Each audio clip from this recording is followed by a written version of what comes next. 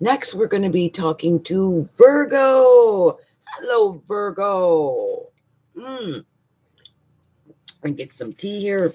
Virgo, you got an amazing month coming. And I'll tell you why it's so amazing. One of the main reasons why it is so amazing, you've got Venus that's sitting in Aquarius in your sixth house of work. I think whenever Venus is in the sixth house of work, it just adds pleasantness to work, to whatever you're doing that has to do with work. Also, your health is an issue, and you might have experienced a little bit of sudden weight gain, Virgo.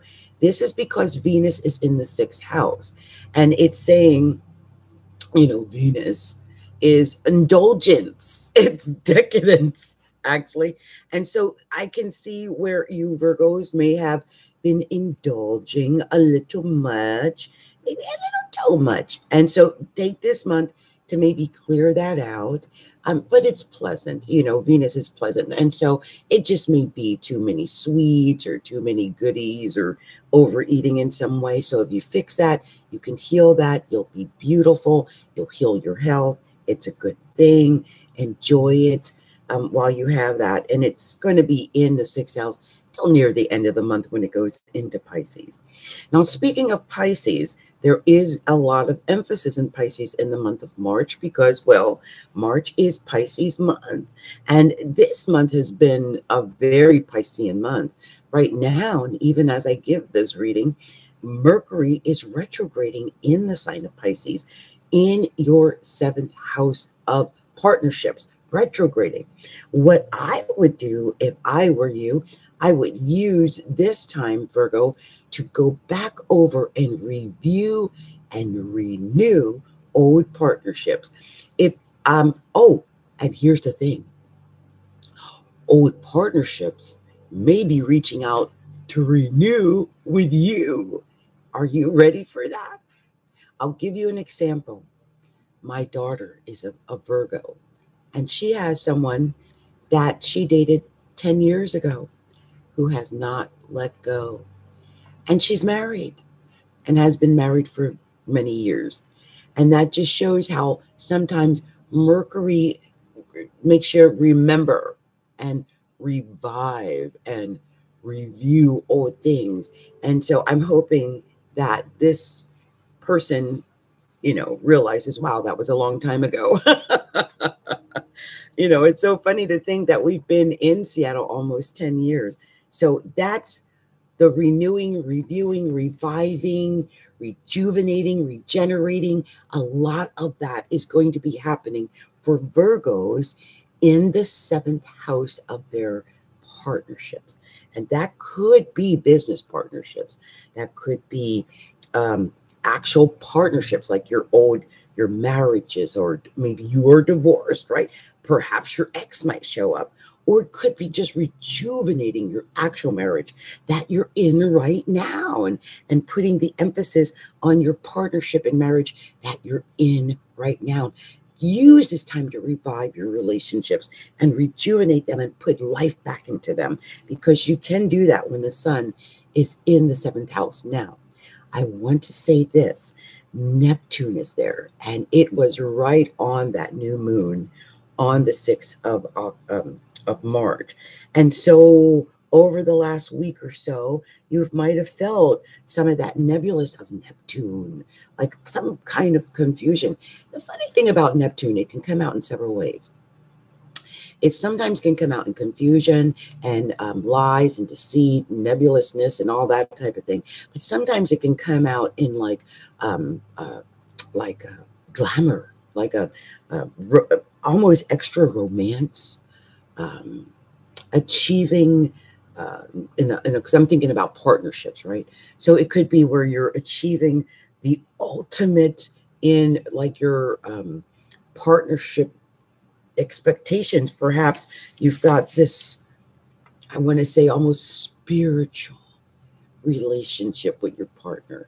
And that could be a beautiful thing, Mercury is also in the 7th house right now. So you're able to communicate with your partner. And that's all partners, once again, not just marriage partners, not just your significant other, but also your business partnership. So make sure that you really keep your eyes open to your business partnerships.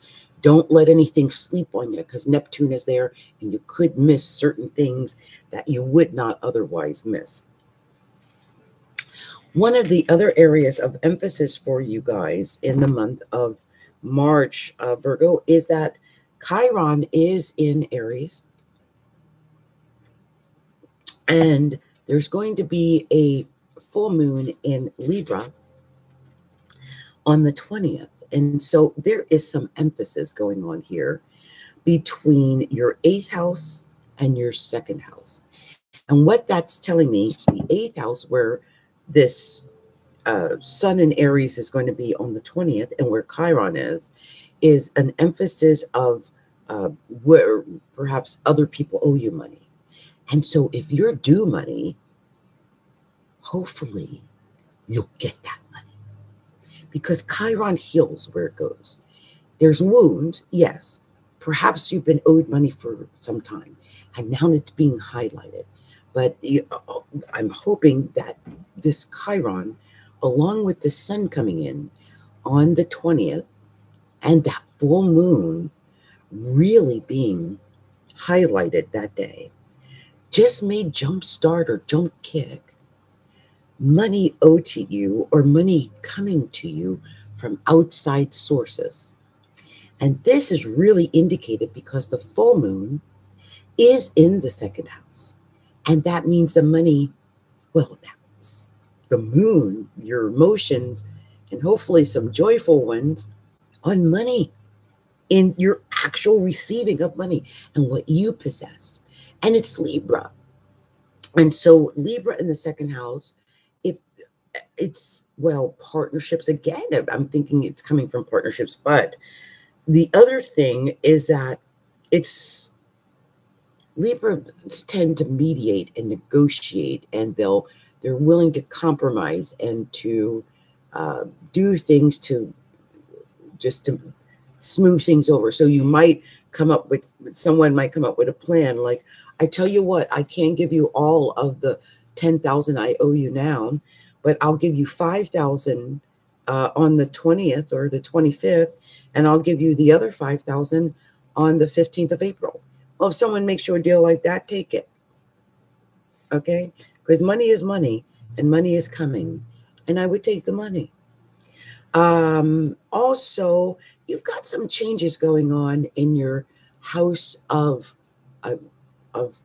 education, higher education. Uranus is there, which is sudden. It's out of the blue. It's like a streak of lightning happening in this area.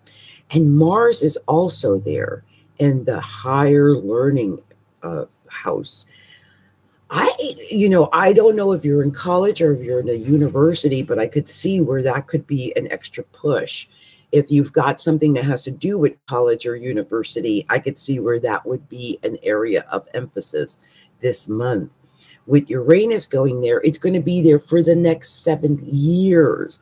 So if you're thinking about doing something that could affect you for the next 7 years, and it has anything to do with education, like a university, a college, legal, any legal or legality that you're dealing with. This could include even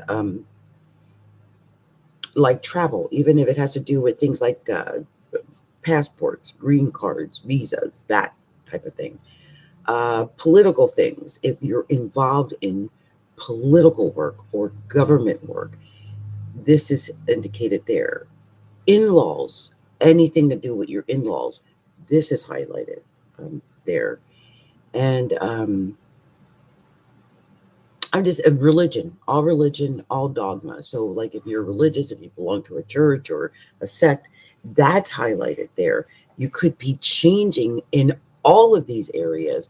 There could be some significant changes going on, whether it's you travel or whether it is that you You end up doing something in colleges, or you end up doing something in the legal system, or you end up doing something with the government, or any of those things. These are all indicated. Mars is here for a short time, but Uranus is going to be there for 7 years. And so that's going to be a big area of concern for you. Overall, it looks like a pretty good month where I think you've got money coming in. Okay. Next up for